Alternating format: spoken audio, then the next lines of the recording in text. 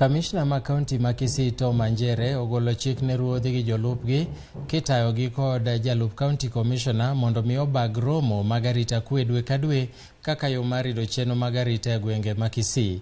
Manjere nokwayo jolup county commissioners makono jobed gi romo gi board mochung' ne weche mag lope okang' mar tieko ywaruok mag lope mosebedo ka kelo thoe e alworano.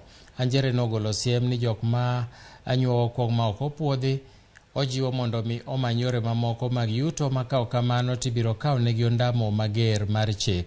Owacho ni e bwo jumbe ariyo gisepuko lita 22,500 mag kuong' ma ok opuodhi.